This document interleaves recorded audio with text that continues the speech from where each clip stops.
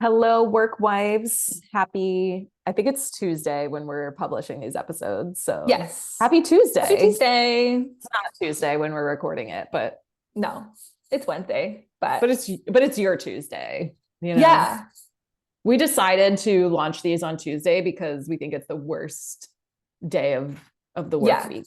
So we just wanted I to like give you something to look forward to on Tuesdays. I am so passionate about Tuesday being the worst day of the week. I think people who think Monday is the worst day of the week, like I don't understand that because Monday is like fresh energy. The day seems to fly by because like there's like meetings, you're catching up, you're setting the week, like it feels like oh, the day just goes quickly. Yeah. And then Tuesday is just like has Monday vibes, but you're so far away from the weekend. And I love my job, but I love my weekends. Yeah, same. So Yeah. like it's just like the drudgery of a Tuesday. So Yeah. hopefully this brightens people's days. Yeah, except that this week we really did have like the most Monday of all Mondays. It was an So awful Monday, I will say.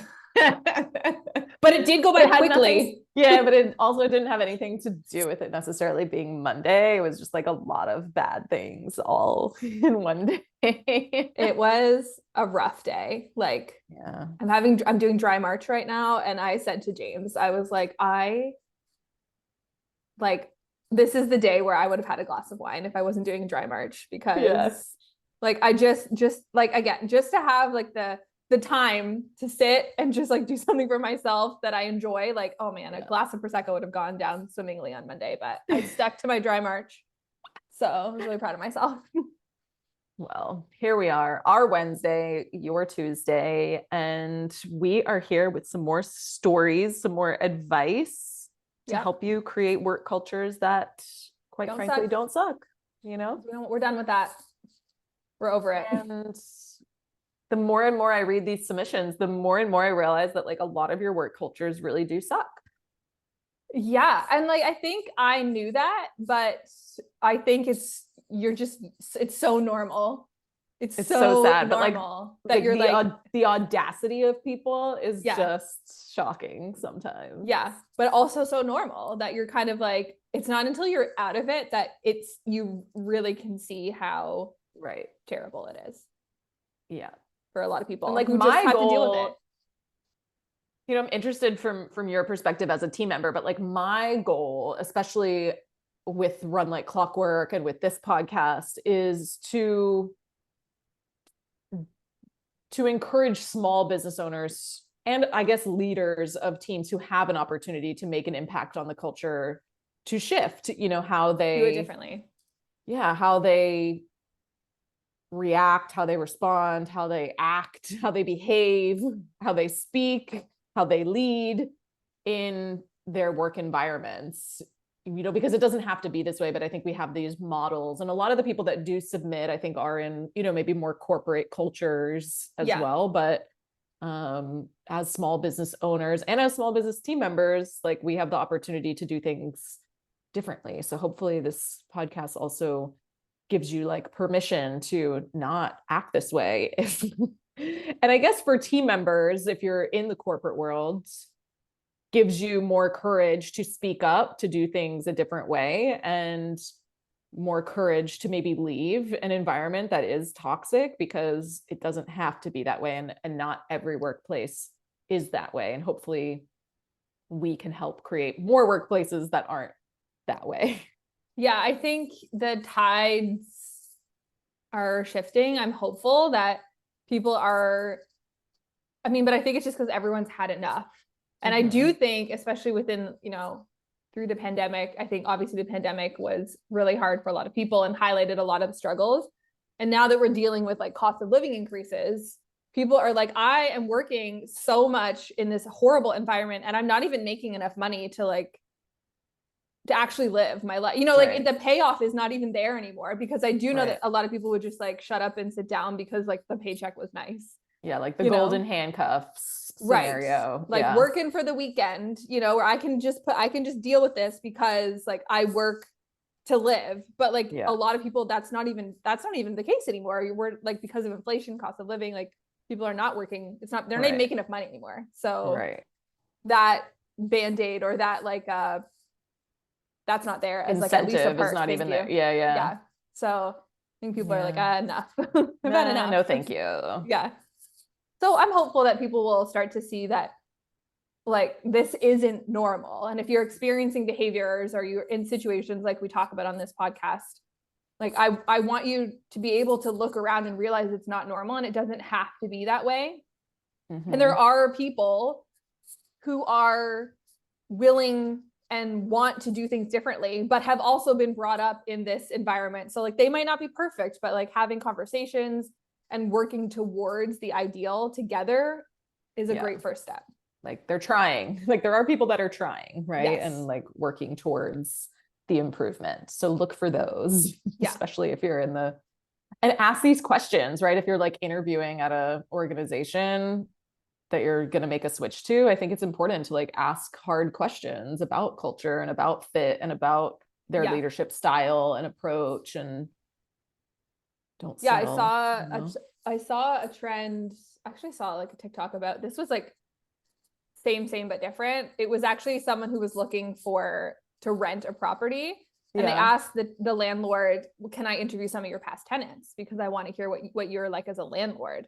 And the same applies for when you're applying for jobs. Like, do you ask if you can talk to team members about what's it like, you know?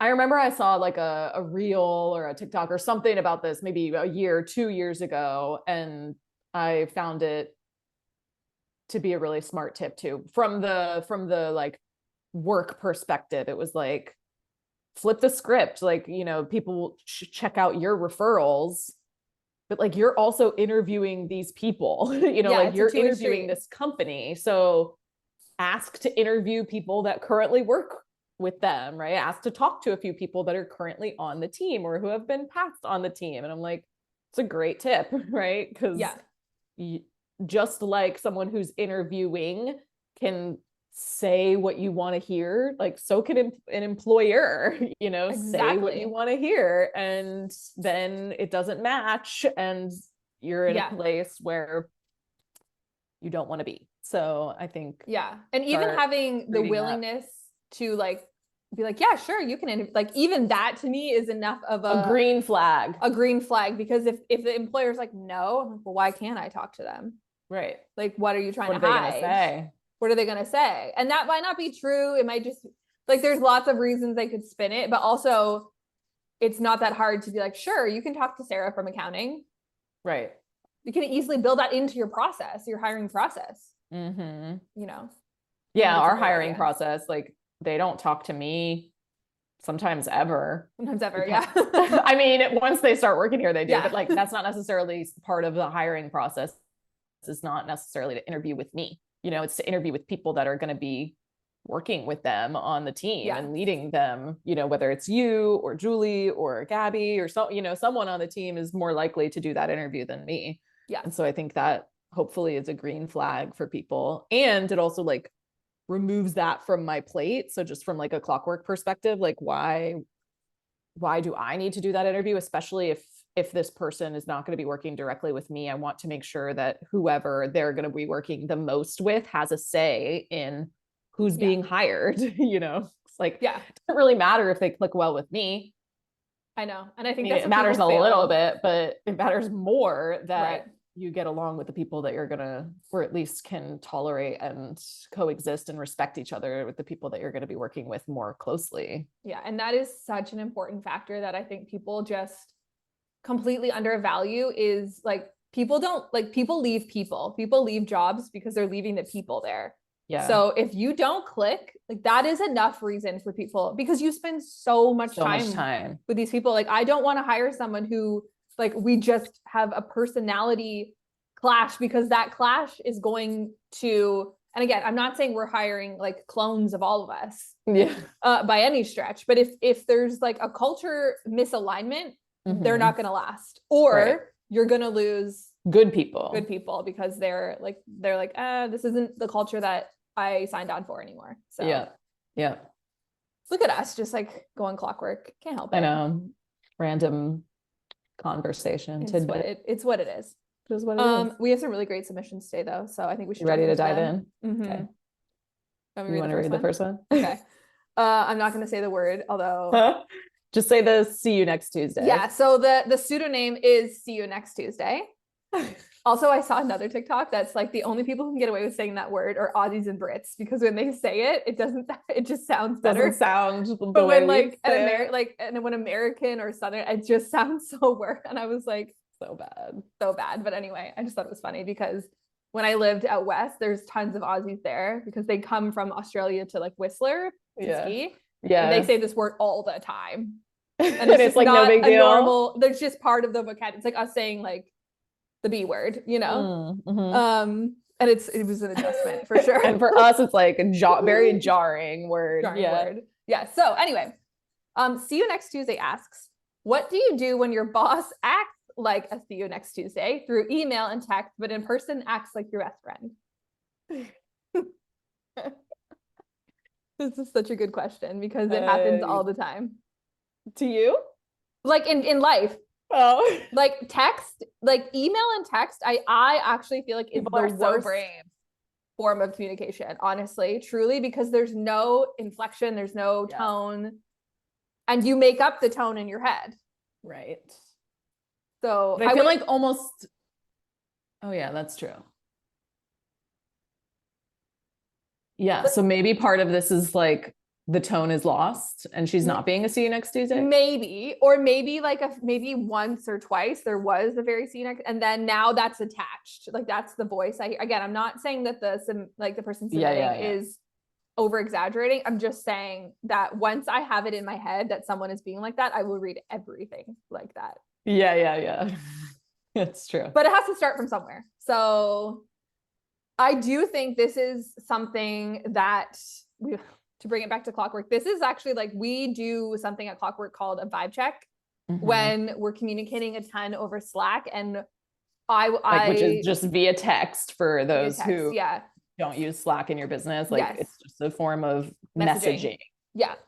And when I am worried that I am misinterpreting something or that the person has misinterpreted me, I will say like, can we just do a vibe check? Like, what are you feeling? Being sensed. Yes, like Spidey's senses are feeling like maybe this isn't. And I think that's a really good tool to use because sometimes it's not true, or sometimes the person didn't mean it, or they are frustrated, but like just didn't do a very good job of hiding it. Because sometimes I am annoyed or frustrated, but like that doesn't mean that everyone else needs to know. Right. You weren't necessarily trying to make that come across. Right. But it did. Yeah. Unknowingly. It's like my face that I can't hide. It's like sometimes you can't hide the text attitude. Yeah. But it's also not always appropriate, right?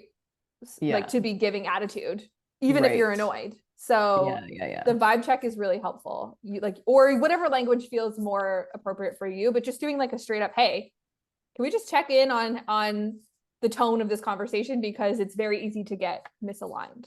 Yeah, that's what I was going to say. I feel like this is one where you have to, as uncomfortable as it may be, like you have to be direct with a conversation around this and doing it with a vibe check or with like a, however you want to word it type of check in. Hey, just want to do a check in because like I received these messages kind of made me feel this way. And I just wanted to check and see if there's a problem or if that was true, or if we need to have a bigger conversation because when I'm talking to you, like we're fine, but like this felt this way. And so I think like bringing it out into the open is really important. Otherwise, they're probably just going to keep doing it. They're just going to keep, or you're just going to keep reading it and interpreting it that way, right? Like you said, like maybe some of it is not even that way. Yeah. But I feel like they're going to keep like almost trying to be two-faced if you let it. Whereas maybe if like bringing it out in the open will help them be aware of like, oh, because it is so much easier to be like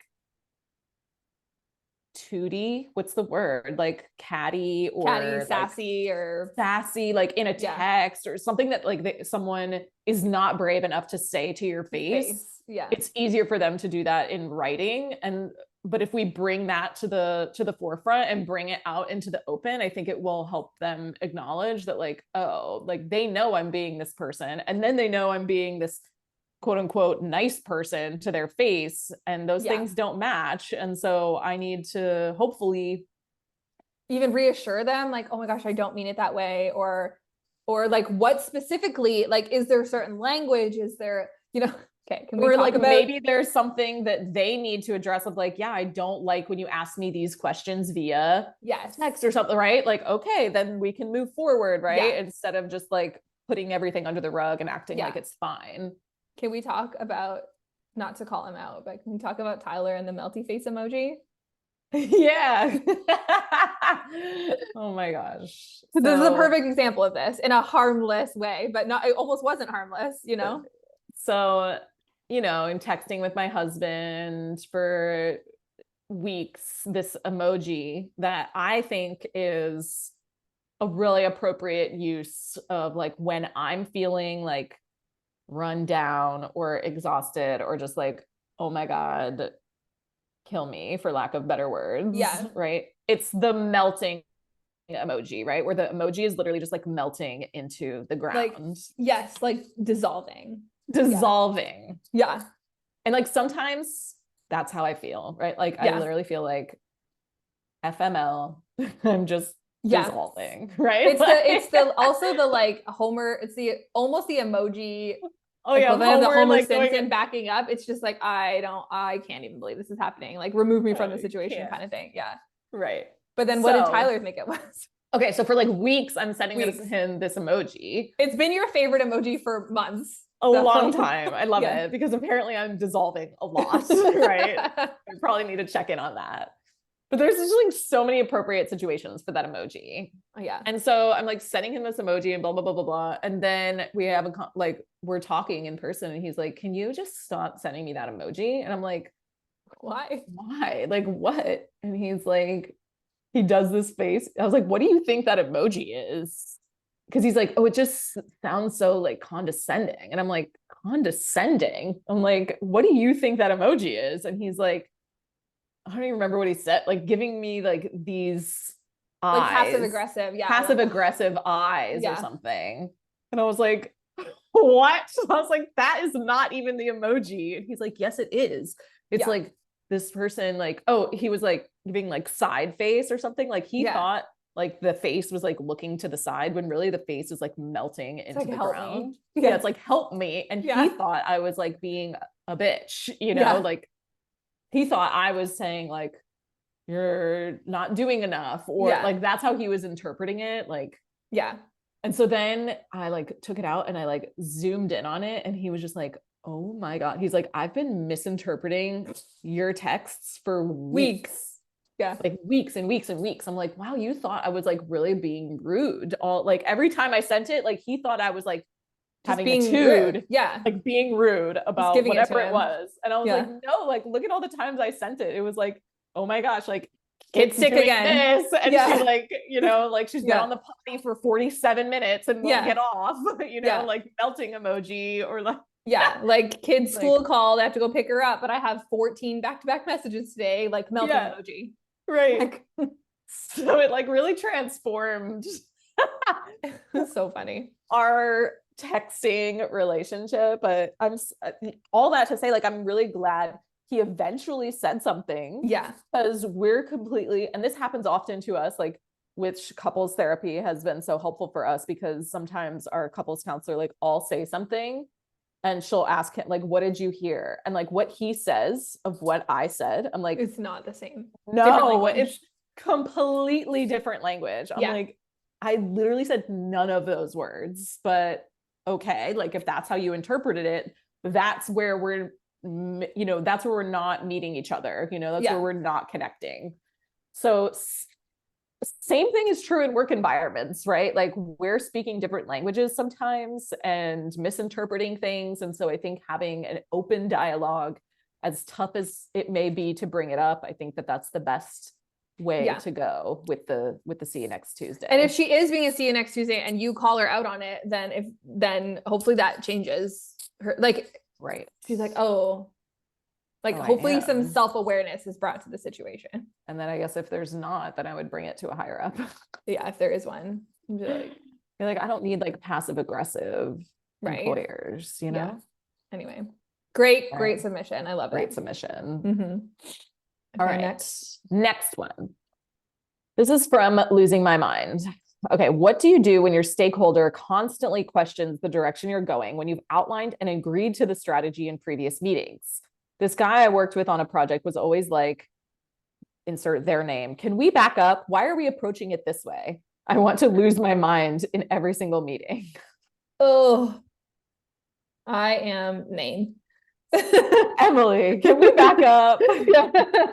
Why are we approaching it this way? Oh, okay. Yeah. So When it's already been outlined, it's already been established and outlined. Communicated. Yes. Okay. So I will We've be agreed on a we've strategy. agreed.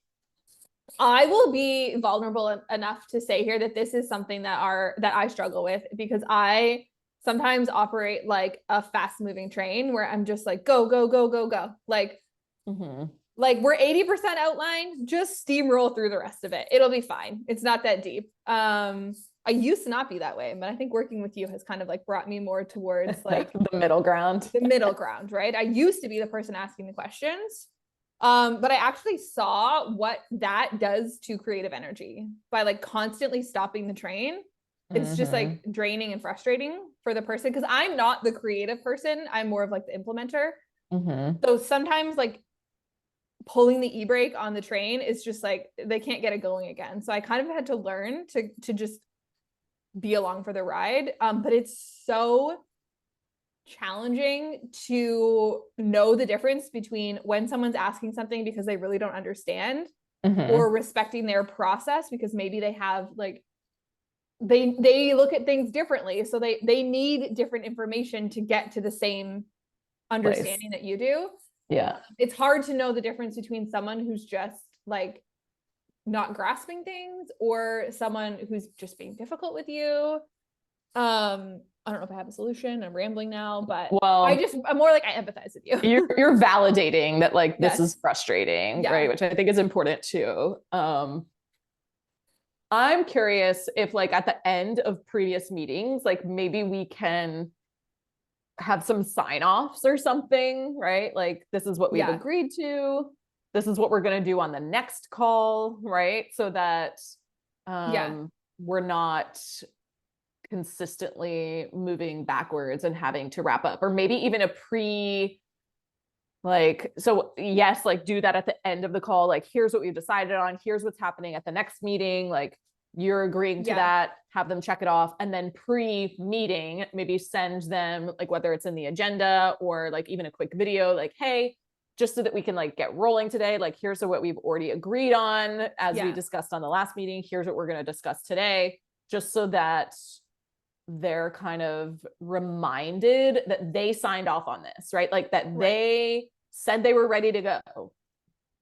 They are, and maybe we charge them more. I don't know. I think that this is probably also in like a corporate setting, so it's a little harder to like move people forward. Whereas when it's like a contractor, when it's like a small business or a client, you know, like if we're just like not making any progress, then you're not getting a result. So also like, I think maybe even mapping, whether it's a corporate setting or a small business setting, like mapping deadlines, timelines, and like what the ramifications are or consequences are of not making those, and making sure that we all agree and that we're clear on like what needs to happen to move that forward. And to your point, like maybe at the end of the previous call, there's also a like, what do we not understand, or like what do we want to see happen like before we move forward. But I totally empathize and can validate that. And sometimes you just like really again like have to be direct with people, because if they're still not getting it, I think that having a clear conversation, like if these things don't work, of like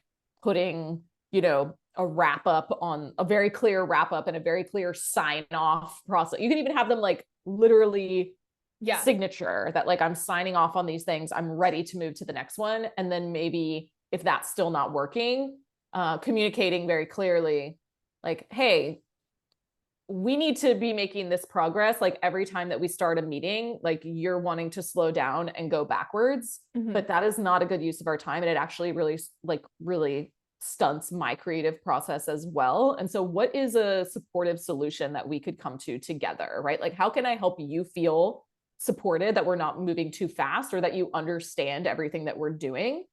And it's something that will also still be supportive to us and like the progress that we need to be making, you know? Yeah. And so like, maybe that's even the first conversation you need to have, and then maybe putting some of those things in place, but maybe he doesn't realize, or he or she doesn't realize like how much it's stunting you as well. So I think if you're in this situation like this and people are asking the same question over and over again, like in different projects or different, like it's a sign that that information is not being communicated clearly in the current process. So like we can add that in, like if there's a one pager of like why we're approaching it this way, blah, blah, blah, like kind of outlines all those things. And then it's a simple, like you can refer back to our project outline for those. And like look, like, you know, and review between this meeting and the next meeting, and send your questions in advance or whatever, so that we can like hit the ground running, or so that I can rework this agenda, like if it doesn't make sense to move forward yet. I think it's, I mean, I completely understand the like urge Come on, let's move. Just go, you know, like just keep moving. Like, because I'm kind of naturally like that, but then sometimes that does bite you in the butt. And sometimes these people, like these questions, as annoying or painful or frustrating as they can be, sometimes they actually are going to yield a better result. Because they do give you like, well, why are we approaching it this way? Right. More context. And like, if you haven't thought that through, it's a great question to ask, but maybe it's just not the forum. It's not the time. And if you have thought it through, maybe we haven't communicated that to them though, you know? And so that's like an opportunity to like put that in the one pager, or put that in like your, you know, brief prior to starting. And if you have thought it through and you have communicated it, and this is just somebody who likes to like be like a stick in the wheel, then like, that's when you can just say things like, it's in the one pager. Right. Keep moving, you know? Yeah. Okay. Good luck. Okay. Last one we have for today. Pseudonym is Lana Simpson. I'm wondering if that doesn't sound like a pseudonym. So we'll see if it's real or not. It is a pseudonym because I know who submitted this. So okay, perfect. It's a pseudonym. Okay. It was really hard to come up with names. She was like, I didn't expect to have to come up with fake names. Fake names. True. I guess you've done that in a while. Yeah. Okay. I started back like when we were in the bars in college, and some guy would ask you for your name, and you're like, it's Lana Simpson. Betty. Yeah.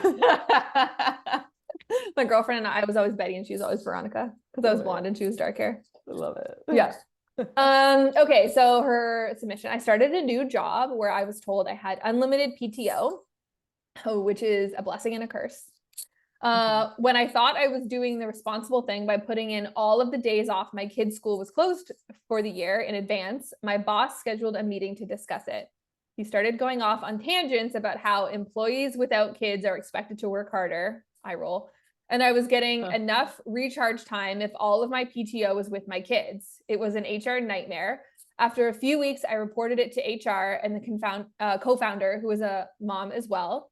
Thankfully, he was fired pretty quickly after. I wish I had been this brave to speak up at other roles when toxic behavior like this had been going on. This is just a vent, but of course we have thoughts.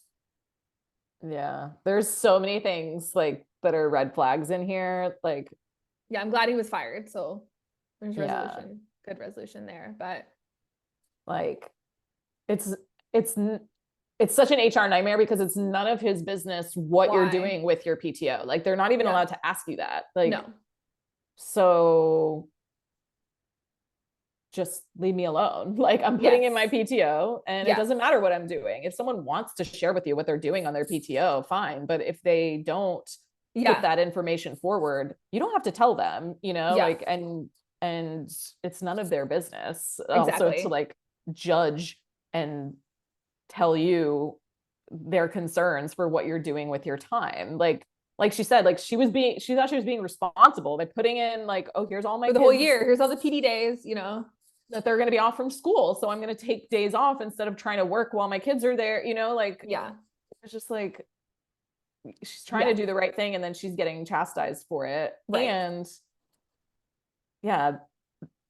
going off on tangents, how employees without kids are expected to work harder. Was I getting enough recharge time if all my PTO was with my kids? Listen, some people don't have that choice.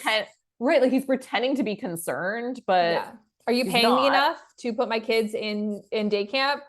during that school closure time because that's just expensive. And if I can't afford it, then I have to take the time off work to be with my, and like, this is a very heated debate, I think, I mean, I reference TikTok all the time, but that's just where I get my social, like that kind of content, but like child free by choice versus parents, like people in the workforce who have kids versus they don't. And like the mad dash for like the Christmas holidays off, and how, like, I agree. It shouldn't be automatic just because you have children, you like trump someone who doesn't have children for that time off. I think like the business needs to decide on how you, like, is it a seniority thing? Is it a rotation? Like, but then this brings up the like fair versus equitable.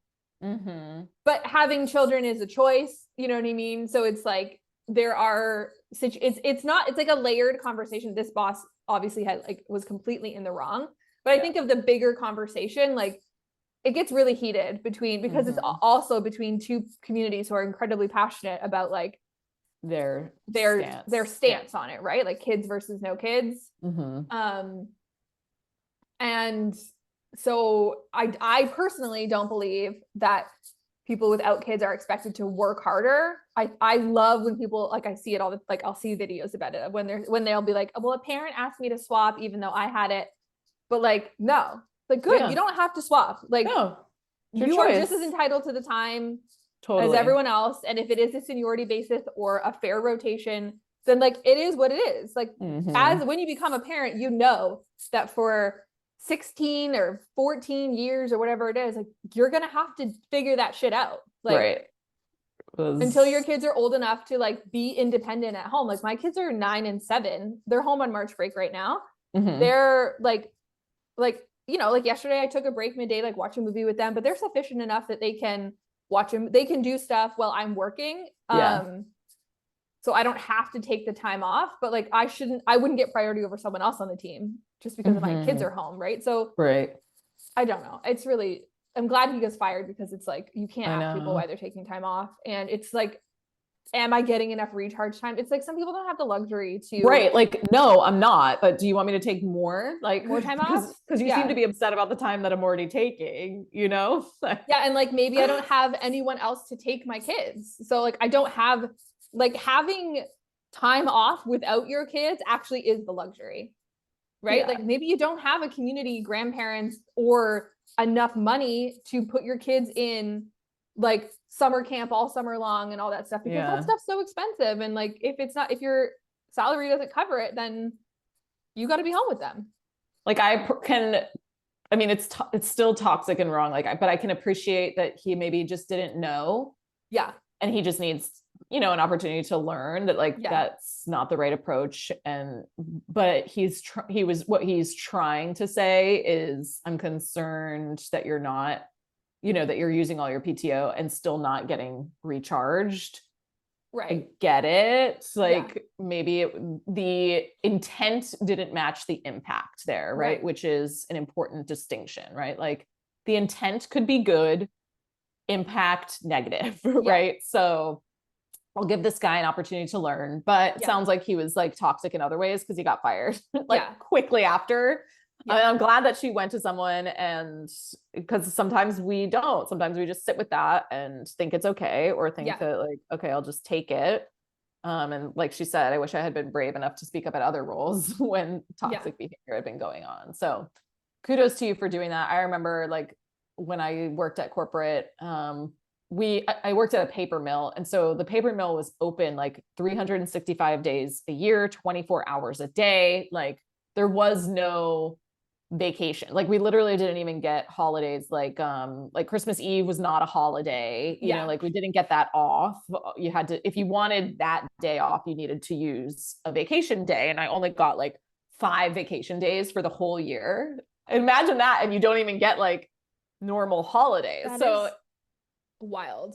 So then, like, even on Christmas, like, someone had to go in, even though it's a holiday, quote unquote. And I remember like my boss saying to me at the time, I was, you know, in my mid-20s, maybe mid to late 20s. You voluntold.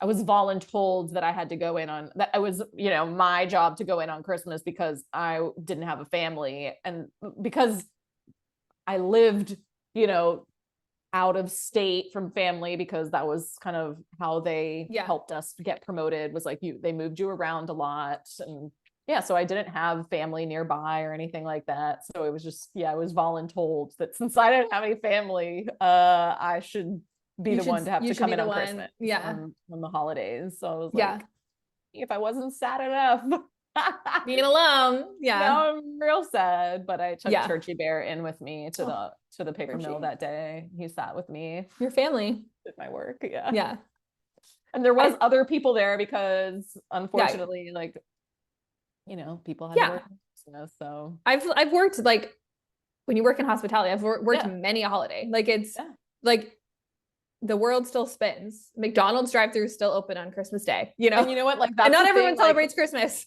Right, exactly. And that's the thing, like, it wasn't even so much that I had to work. It was like the way that he said it. Oh yeah, awful. You know, because like if he would have just said, oh, it's, you know, you're new here, like it's your year and next year you'll have a rotation or whatever. Yeah. But like, you don't have a family, so you should work. So bad. You should, like, guilting you into doing it. Yeah. Like, you really gonna make Betty come in and work? I had to like volunteer. I was like, okay, yeah, that makes sense. I'll do it. Yeah. Oh, awful.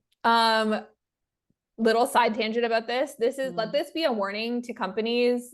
Let this be a warning. Let this be a warning, or I will come for you. If you don't mean unlimited in the unlimited PTO, don't offer it. Okay. Correct. Like, if you don't truly mean unlimited, then just decide what you are comfortable with. Maybe that's 6 weeks, which is still an incredibly generous package. Right. But unlimited means someone could take 12 weeks.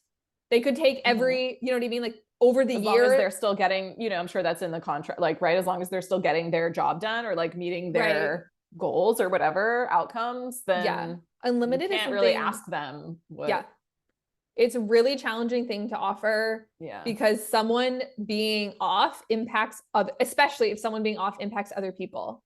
So like, where is the threshold where someone being off for too much is really like impacting other people's ability to perform their role, because they have to cover, right? So just be mindful. Like, I mean, I think unlimited sounds really great on paper. Like, Run Like Clockwork has unlimited with a minimum actually of what we have to take, because that's also important. When you offer unlimited, people will often take none. Take less. But it is with the caveat of like, assuming you taking all the time off is not having a huge impact on other people. Like, if I take like the entire summer off and now you have to do all of my work for the whole summer, that's not gonna work. Right. So it's a gray area though. And it's hard that you have to be mindful, because you could have someone come in and like totally take advantage of it. But if you have a culture like we do, people aren't taking advantage of it. No, they're like checking in with other people. Like, I'm going to take these off. You're going to have to cover these. What does that look like for you? You know, like, how do you feel about that? So but I think it's a deeper conversation. And I don't think that we all, you know, as leaders have the right answer, but I do think, like Emily's saying, like, it's something to think about, right? Like, I know that people think they're being like progressive and like, maybe everyone's going to love this. And it's like, but maybe not, right? Like, maybe there's more like conversation and thought that needs to go into it to make sure that it's really supportive of everyone. Like, maybe, like, I do agree, you need to make sure your team is taking time off to recharge as best as they can. But to me, actually being home with my kids is fun, but my kids are also older. I was actually just thinking about that this morning of like, man, like, I am not a toddler mom, but I'm having fun with my kids right now. So it is nice, but that's not true for everyone or whatever. So I understand, like you were saying, I get it, but just encourage your team to take time off, but just be careful with promises that you can't keep. Which also, like, now that you say that, like, this man is also making the assumption that like she does not recharge when she's with her kids, which it's not a fair assumption to make. Like, maybe that is really recharge time for her. So maybe she's one of those unicorns who loves her toddlers. No, I'm just kidding. People I love my their toddlers, but they're a lot of work. They're a lot of work. Love them. Not sleeping in. Could use a nap. All right. This friends, is a great one. That's it for today. We hope that you will go to dearworkwives.com and submit either your story or something you need advice around. It doesn't even need to be toxic, you know, like the stories typically are, because we want to hear the gossip. We want the tea. Yeah. But if it's an advice thing, you know, it could be like, how do I have this conversation with someone, or how do I give this, you know, feedback, or what do I do in this scenario? So Yeah. go and submit at dearworkwives.com. And you might be, it's all anonymous, but you might be on an upcoming episode. Yay. All right. We'll see you next week. See ya.